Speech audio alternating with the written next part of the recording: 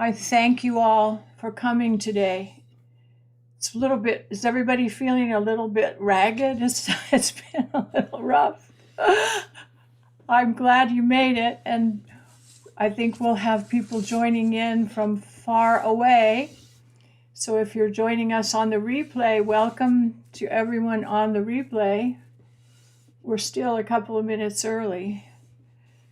So I had flashed up on the screen about Nancy Jean's garden, and on election day, the tarot community, the psychic community has got together and decided that we want to be able to keep everybody uplifted on election day, and there's going to be continuous programming. So all the readers got together, made up a schedule so that there will be no dead time. You'll always be able to turn into a live show and raise your vibrations a little bit, because that day we're all going to need uplifting. So there's continuous programming all day long, and I'm going to be on with Nancy Jean on Nancy Jean's Garden from 9 to 11 Pacific. Is that right? I'm so confused. Everything's happening. Yep, 9 to 11 Pacific on Nancy Jean's Garden. And that's our time slot, but there will be activities going on all day. I don't have the whole day calendar, but that'll be easy to find out when we get a little bit closer. So it is 3 o'clock. Thank you all for coming. God bless you all. Namaste. Okay, so a little bit of a business to take care of, but generally this show has to be dedicated to the election day eclipse, because it's such a major event. It's such a big event. It's historical, and it will have ramifications for 150 years. This particular day is the culmination of some years of unusual astrological activity, and it's finally coming to a head this Tuesday. So we can't really talk about much else because this is so big, but I will try to tie it into everybody's life so that you feel better about it. But on the business end, here's some good, we'll end it with some good news, because there is something good coming this week, and I have to save that for dessert, right? Like, I'm a mom too, so we save that good thing for dessert. So the last thing we're going to talk about, there is something wonderful happening this week, and so we'll close it out on a high note.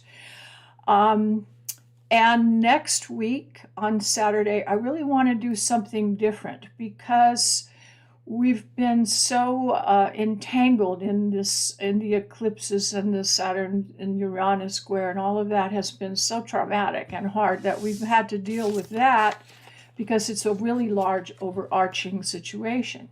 But next week we're going to take a little break, and we're going to do something fun, and I hope you all like it. And a special reward to all of you who've been coming here to the live show. I appreciate you very much. So whoever's here is going to get a little reading. We're going to do mini readings. And I've not talked to you about this, but I've been reading tarot cards since I started doing it professionally, actually around 1970, when I was an undergraduate student. I had a job reading tarot cards in a tea room in downtown La Jolla, which is where I went to university. So I've been doing that a long time. But I haven't talked about it on this channel because I was kind of trying to get a little focus group going of people that are interested in learning how astrology affects their own life on a day-to-day basis, a sort of core group of astrology geeks, And we're going to tie it in, though, to tarot cards, because there is a correlation. And learning to reading tarot cards, I use astrology symbols and the houses. I sort of invented my own spread where I use the houses. And what we're going to do is I'm going to take a question from each of you, everyone here. Think of a question you want to ask, and I'll show you this astrology spread that I use that will also help you understand the houses and how to put things together. So we'll be using planets, signs, and houses and the tarot cards all together. It's a very cool thing. So next Saturday, we're going to dedicate it to that. And all of you who are here in person get their readings done first. I think we should be able to do everybody, I think. And if you are coming from far away and you don't get to tune in live, but you have to watch a replay, put a question into today's show in the comments. Put your question there in Astrology by Astrology in Action number 9.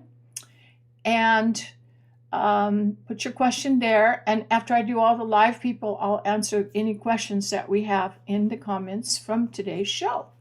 And I think it's going to be really fun, and everyone will learn about how to really put into practice the planets, the signs, and the houses in a really practical way. Because tarot complements astrology.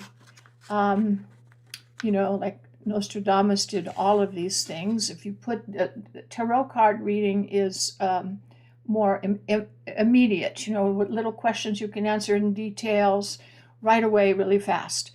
And that's a good thing. Astrology has a lot about timing that tarot cards doesn't. And put them together and you have a great system. And that's what I love to do, both together. So next Saturday is going to be devoted to each of you.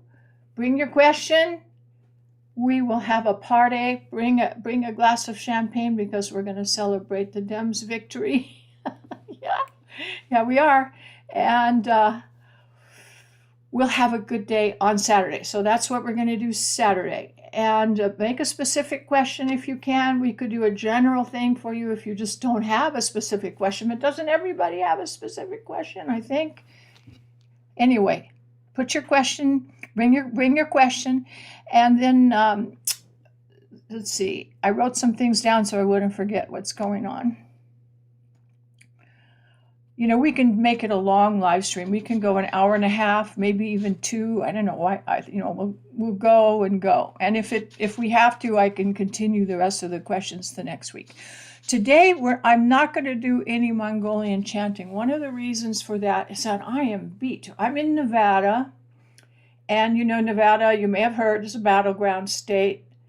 And so I figure if you have to not just talk the talk, you have to walk the walk. So I've been walking the walk. I knocked on doors for 2 days. I probably went to knocked on about 200 doors to get out the vote, and I offered people ride to the polls because we had early voting ended last night. So I am just feel like I've been put through a ringer. I mean, I'm 73. I don't usually doing that kind of thing. My body is aching from all that. Anyway, so I'm out of whack today. So no Mongolian chanting today, but we are going to do it. Nancy Jean asked specifically for us to do that on Tuesday. So we will be breaking up that. We have a 2-hour slot from 9 to 11, and some of that will be Mongolian chanting. So come on down and join us at Nancy Jean's Garden on Election Day. Let's see. Oh, I have to thank Lauren. So I had some items of business. Yesterday there was a knock on my door last night, and I got a present in the mail from Lauren, who's an artiste. And she sent me a print, and and it's a beautiful card. I got to show you the print. I don't know how well it's going to show on this camera. Let me back up a little bit. I want to get it not glare. It's got some plastic in front of it that's reflecting in a bad way. Now, it reminds me, one of my favorite artists, my parents had an art gallery. My dad was a painter. One of my favorite artists is Escher, and this kind of reminds me of one of Escher's paintings that he did that's so beautiful. I love this. This is so beautiful. I can't seem to get it. The plastic that's protecting it is making a glare. But Lauren, look at the talented people. So Lauren is going to trade me. We're going to barter astrology reading for this beautiful print. And I love the idea of bartering. And if you want to do that with me, I love that. I think this is the best thing ever. Look what talented people we have in this group. I think this is so beautiful. This is really spirit. Look at this spirit. That is so beautiful. I haven't had time to admire it fully but I'm so grateful. And that really made my day yesterday because I was so pooped. And when that happened, I just wanted to cry. I was so happy. So, Lauren, if you hear me, but she hasn't been able to come to class for her work schedule. So she's probably not even seeing this, but I am appreciating it anyway. Okay. Now, I did put up the new video that's called Language of Astrology Practice. I didn't want to say drilling or exercises because even though that's what it is, it's really more of a meditative thing. And I want to tell you about an experiment. I don't think I've mentioned this before. If I have, forgive me. But some years ago, there was an experiment done with basketball players, and they were learning how to shoot free throws. And I'll bring this to our tape. I will bring it around, really. They were doing an experiment on how visualization affects athletic expertise and skill level. So they had 3 teams, and they knew the free throw percentage of each person, and they wanted to increase their free throw ability. So one group of the 3 groups, one did no practice of any kind. Another group did a lot of free throws where they would stand there and shoot, follow through, get to see how many shoots they could do and see how it affected their average. And the third group did only visualization. They didn't physically practice, but in their mind, they would clearly see the hoop. They would feel holding the ball in their hand. They would aim for the hoop. They would do the follow through. They would see the ball going into the hoop, make the basket, and score. And they would just do that. And at the end of the period, it was I don't remember how long it was. They did that a couple of weeks at least. They found, of course, group 1, who didn't practice in any way, stayed the same, normal. And the second group that practiced, of course, made a lot of improvement in their scores. The third group, surprisingly, did the best of all. The people who visualized their shooting and didn't even do it, but they were visualizing it, made better progress than even the second group. They were the best. Well, of course, the goal would be to combine group 2 and group 3 into practicing in real life and visualizing. But the point I'm trying to make is this new tape I made for you called Language of Astrology Practice can be used in either way. You can look at it and get your clipboard, like I have one here, get your clipboard and write along, which I really want you to do, some of that. You can also, if you're just tired and you don't feel like getting a piece of paper and writing, you just don't want to, you're just exhausted, you can just lie down, close your eyes, and visualize. And you can even draw with your finger in the air with your eyes closed. I did an experiment of my own with some children. I had a 3rd grade class. I taught 3rd grade here 1 year in Las Vegas, and I'm a music teacher, but they put me in 3rd grade, so I taught 3rd grade. But they were really great kids, and I wanted to see about their spelling scores, if I could improve it using this idea. So I had the kids closing their eyes, visualizing a blackboard, and I'd have them write it with their eyes closed, and they'd use their fingers in the air. They'd do the letters. I'd call out the letters. I would say, like, apple, A, P, and they'd have to write up in there. And you know what? Their scores. I said, we're going to do this, and everyone's going to get 100 on your test. And you know what? It really worked. It really does. So you can use that tape that's called Language of Astrology Practice 2 to 3 minutes a day with your eyes closed, just resting in bed, just meditating on that. I didn't put the meditative music because I thought it would detract, really. So there's no music. And I have to say, listening back, I made one mistake. I made a mistake. Oh my God. I left out the word Aquarius in one of the examples. I left out a word. So I'm going to have to take it down and add that word in because that really wrecks it. But there is a place toward the end.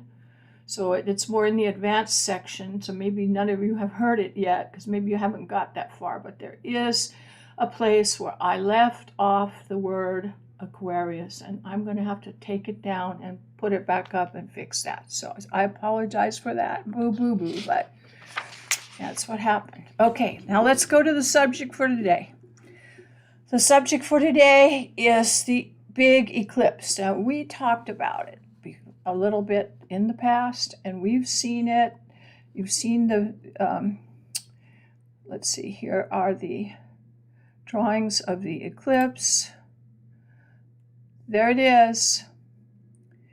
So we've got a big bad situation here. It's called a T-square. And you've seen this thing with Saturn. Saturn is square Uranus. Oh, I realized that when I'm making a recording on YouTube, it doesn't show my pointer that I see here. So I'm going to circle things that I'm talking about with the colors. Saturn down here at the apex of the T-square. The other part that's circled in yellow is the moon and Uranus over here. I'm just kind of highlight it real messy because I don't know how to do this program. But this part, that's Uranus and the moon. And then over here, we have the sun, Mercury, and Venus. So it's involving all this stuff for part. You know that. Now, we've been talking about Saturn square Uranus forever because it's such a big thing. And in a minute, we're going to put that in historical perspective. We also have tomorrow Mars up here in red, square. Let me get that going with the color. Mars up at the top, Uranus and the moon. And here's the lunar part of the eclipse that I just showed you. It's still there. This is just in addition to that. We got Mars up at the top and Pluto down here. These are all in aspect, and it's in a struggling aspect. Here's the other part of the eclipse with the sun, Mercury, and Venus. Then, if that's not enough for you, we add to that, we're just adding another layer. I made a little diagram. The last one that we were talking about, if you look at the little diagram on the left, I showed you this face, the left face of the geometric figure. Now we're doing the right face, adding that on. Mars to Neptune and Jupiter over here. Wow, this is a full-blown catastrophe. Put all those three things together, and this is how the eclipse looks tomorrow. Yeah. I mean, not tomorrow, Tuesday. Tuesday's election day eclipse is a huge event astrologically. This is the culmination of many years of astrological influence. And I'm going to take you walk down memory lane so you can relate to this historically, okay? Because these effects, we've seen them before in the past, and you can understand it in historical terms. So let's just discuss that for a second. So we're talking here, the main influences that we're talking about are the Uranus and Saturn square, which we've been talking about for weeks. And I've asked you to put those two planets on the outside of your chart so they see where they're hitting you directly. But let's talk about what that has meant in the past so you can get an image of what that has done. So we've got Saturn and Uranus. We also have Pluto. So these are the slow outer planets, and these are the planets that bring lifelong dramatic changes that will affect the future for years to come. So I've talked to all of you about the little 3-month transit report that I sent out to some of you. Got that. When you see the things like the moon is passing Mercury and Venus, that's a thing that's going to last 2 or 3 days. And it's not a big turning point in your life, but it might affect your mood for a couple of days, and some events that may happen to you of a passing nature that is not going to be a turning point in your life, but it might be significant for a couple of days. When you have the Uranus, Pluto, and Saturn combination, these are the outer planets that are very slow moving.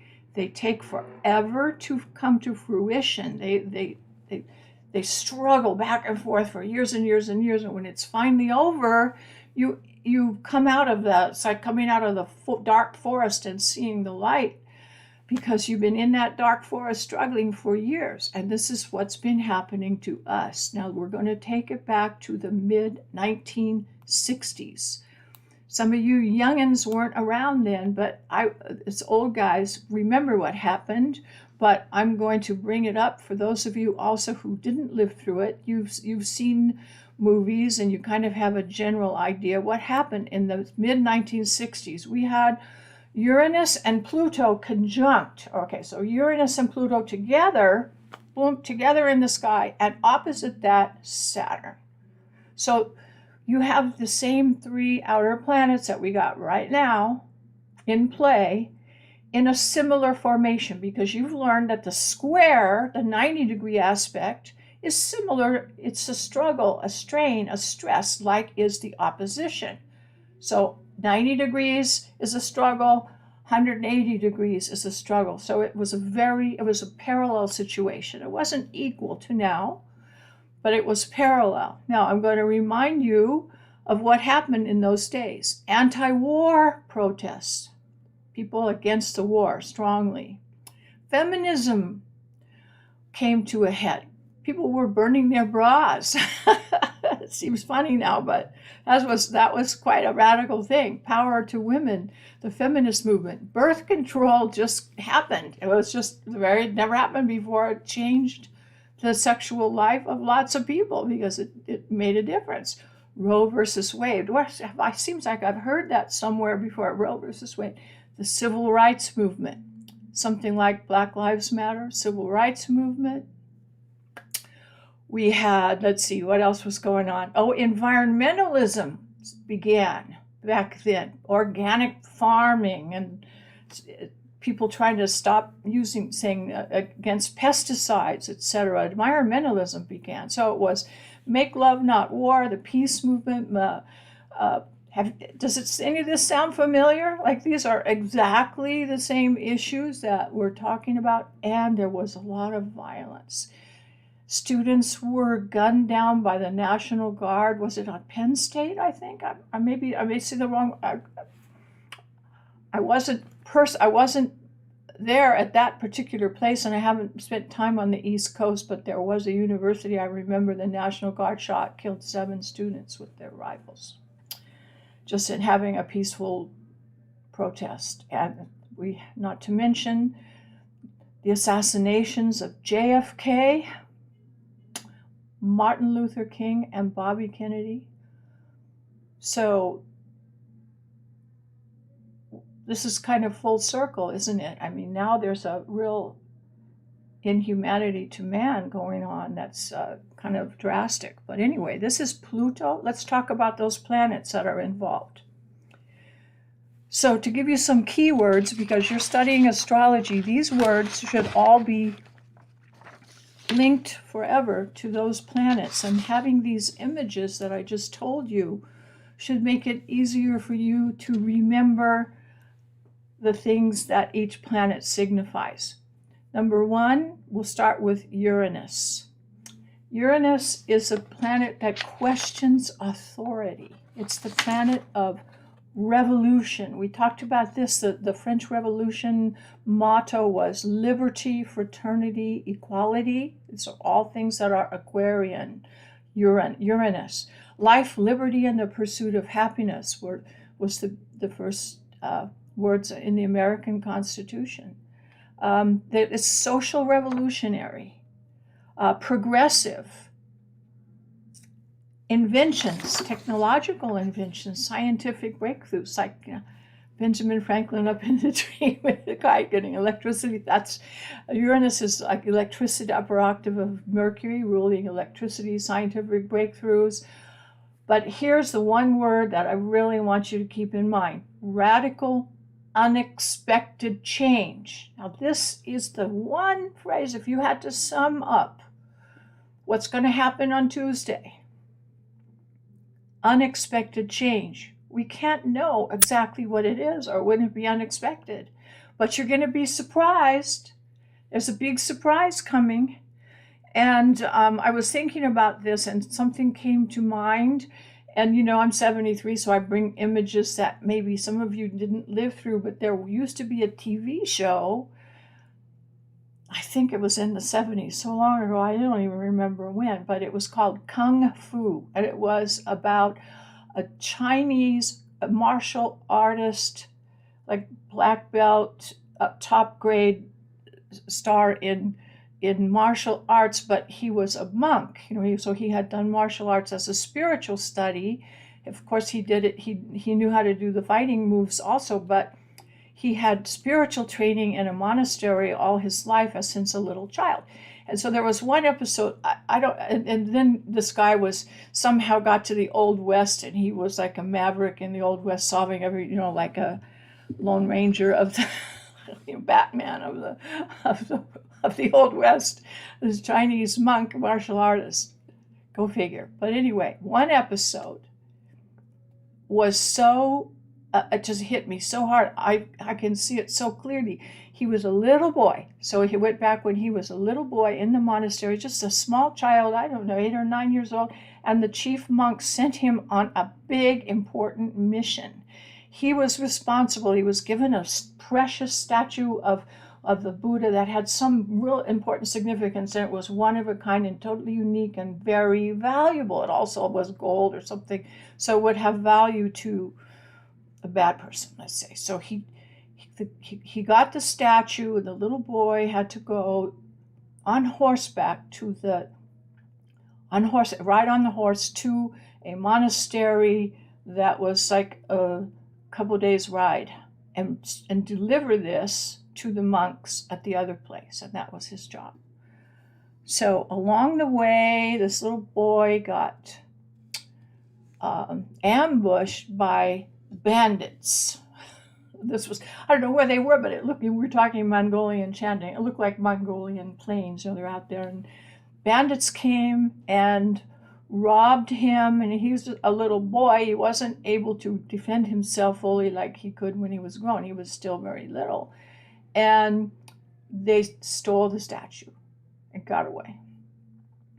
So the boy had to go back to the monastery, tail between his legs, and tell what happened. And he had the chief monk there. It was very much like, this was the precursor of the Karate Kid, if you saw that movie, where they had the master that would go wax on, wax off, and say different spiritual ideas. So the master of the head of the monastery said to the little boy, he called him Grasshopper. He said, Grasshopper. He always called him as a little friendly term, Grasshopper. What did you learn from this experience? So I'm thinking, boy, you have to learn to be prepared, how to defend yourself. What's he going to say? The little boy said, I learned to expect the unexpected. And that hit me so hard. I go, wow, that is the lesson. It wasn't about violence or being robbed, really, in the big picture, but to expect the unexpected. So this is the lesson of Tuesday, because Uranus, the planet of the unexpected, is the dominant force on Tuesday. So whatever happens, even though we're all saying, well, it's going to be a surprise, we're going to go, wow, I didn't see that coming, like that. Even though we know it's coming, we don't know what. So we're going to be surprised, and everyone is. Okay, we talked about Uranus. Now you've got the idea. Expect the unexpected. Pluto is the other planet. Pluto is the ruler of Scorpio. What do you know about Scorpio? This eclipse is in Scorpio. So aside from the planet Pluto, we have everything ruled by Pluto. In the upper right corner, Uranus and the moon are in Taurus, but the major part of the eclipse, the sun, Venus, Mercury, and the south node is down in the lower left corner. And that's all Scorpio under the influence of Pluto. And we have a Pluto and Mars aspect in this one. We see Pluto down at the bottom and Mars up at the top. There's Pluto all over in this eclipse. It's one of the main things. So what are the key words of Pluto? Well, a lot of you are experts in tarot. Think of the death card. So you know the death card does not necessarily mean physical death, although it can mean that. It does mean the ending, and it also means regeneration and rebirth. And in any event, it's the deepest kind of transformation you can have. It's not just like you're moving to a new house, but I mean, it's like maybe you're moving to a new body. You know, I mean, it's a big change, a very deep. The deepest urges, also sexual energy, and volcanic force, the underworld. And now I'm going to say something that's kind of a little gross and disgusting, but it's kind of a powerful image that relates to what's going on today and Tuesday, what we've seen this week. And I apologize for it being a little nasty, but it needs to be said because this is the truth. In the idea of death and rebirth, there is the idea of a purge. So when people or animals pass away, right at the moment when they're actual physically die, it's common that they lose control of the bowels.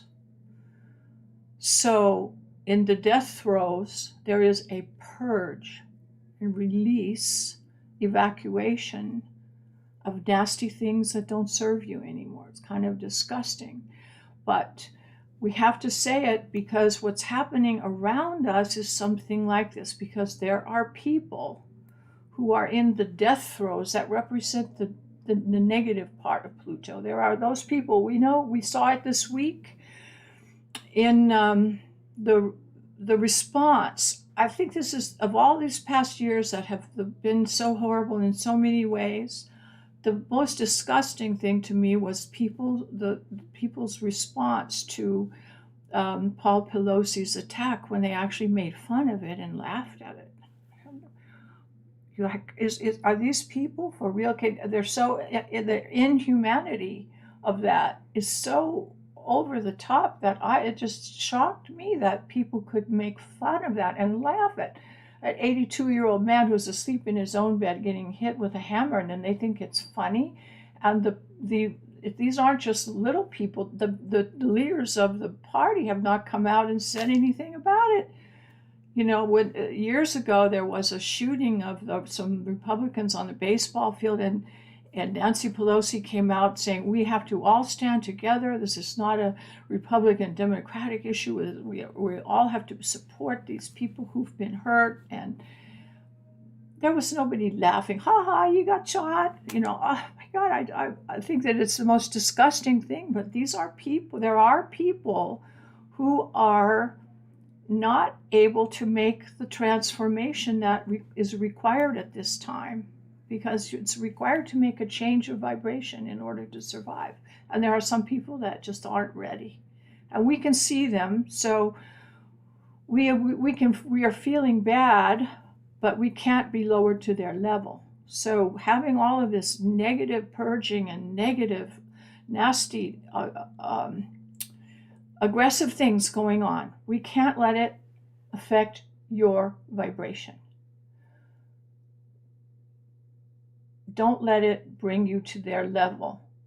We have to raise our vibration through the chanting, through meditation, through petting your cat, through listening to music, take a walk in nature, whatever calms you down, take a hot bath, you know, just sleep a lot. You have to keep yourself grounded and centered, because we're having the element of purge right now, which is caca and poo-poo. Let's say it's bad. And it's nasty, but it is part of the natural process of regeneration, and we're going through a total change right now. So the good news is we're going to come out on the other side, and this is the final countdown, really. This eclipse is bringing to the forefront things that have been going on, a process of these outer planets moving around for many, many years is coming to a head this Tuesday. So it's a big event, and I have to bring up these past things because you're seeing that it's a cycle that started long ago in the 60s, was the breakthrough moments, and then there was another period that we went through a little bit more recently. But let's talk about Saturn for a minute, because Saturn's in the mix of all of these moments. Saturn, what are the key words of Saturn? So all the things you need to remember about Saturn. It solidifies. It gives structure. Rebuilds. Crystallizes. It resists change. Okay, it's going to be holding you back. It's the immovable object. Represents authority. It stabilizes things. Institution, stabilizing, restructuring the status quo. When you throw Saturn into the mix, it is what is happening is that will be the getting ready for the rebuilding and restructuring. And this kind of influence, I mean, we have both. So Merrick Garland is a Scorpio, and so is Biden, but they have this strong structural status quo institutional thing that will allow us to rebuild and keep centered through the drama.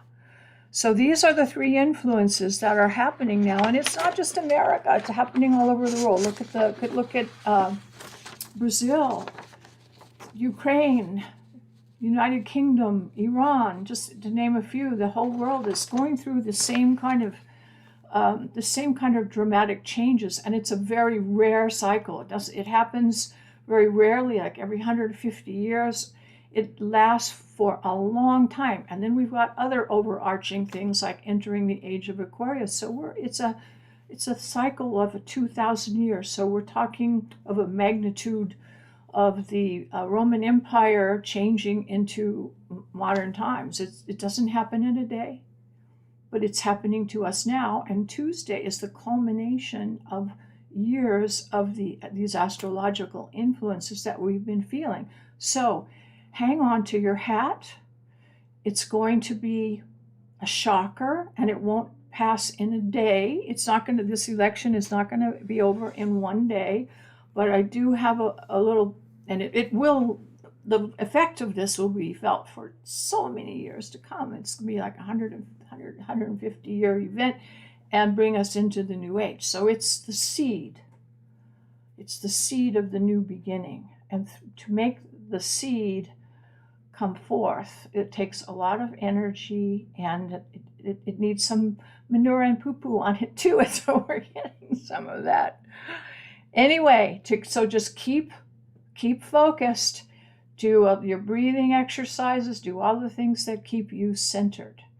And speaking of Roman Empire, this is a passing remark. My take on Donald, we know who. I lived in Rome for many years, and people there, it's a vortex of energy, and it's time kind of comes to a standstill in a way. You can go to the Colosseum and hear things that come from centuries ago. I mean, it's weird, but people talk about the emperors that were there like we would talk about Ronald Reagan. You would say, oh, you remember Ronald Reagan said this or that. They're talking about the Emperor Constantine. Well, when he crossed the bridge, he saw the cross up in the sky right here at Ponte Milvio. But people talk about it. I think Donald is Caligula. I feel that energy from him and Caligula. So we're all here for a reason. Why are we here with Caligula? Some of us are in this group are the light bearers that help us get through the tunnel here. There are others. Maybe Caligula hasn't learned his lesson this time either. He's here to learn a lesson and help us learn ours, and to help clean out. He's poo patrol, It's clearly, we have a clear idea of who's on this, who's on the poo side and who's on the light side. It's becoming clear, isn't it? It's very strange. Anyway, my idea of what's going to happen to him is like something that happened to Napoleon. They put him on the island of Elba, and he was ostracized and kept apart from society in a place where he couldn't escape, and nobody could get to him because he had a lot of fans. You know, people couldn't get to him, and he couldn't get away. And I see banished being the word. Yes, I'm seeing banishment to something like that. In modern terms, might be a military hospital, Walter Reed or some such place. So that's my idea. By the way, I'm going to be sending out, we need a new ephemeris. Your ephemeris has run out. It's November now. So next week, I'm going to send you a new ephemeris and the information about aspects before our class on Saturday, when we're going to have private readings, and we're just and we're going to have a party to celebrate the election being over, and we are going to talk about your personal situation, and it's going to be dedicated just to that. And we're going to do tarot readings in astrological format. Everybody come with a question, and we'll get, I think we can get to everybody, and we want to share the love.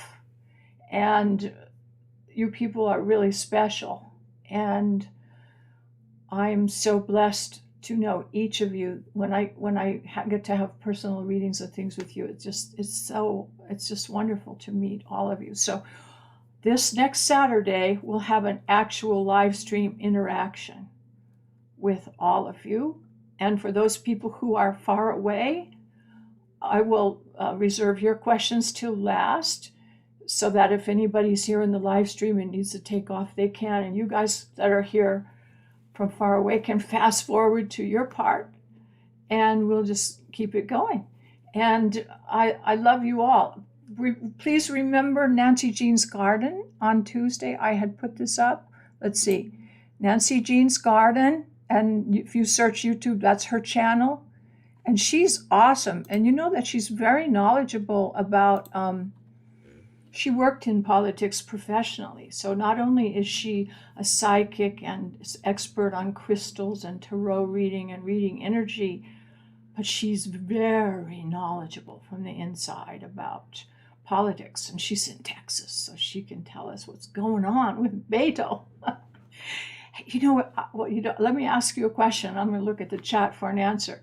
I had this idea to ask Nancy Jean if she might be able to put me through to Texas Paul. I would love to. Would you love to see Texas Paul's astrology chart and say howdy to him? Don't you love him?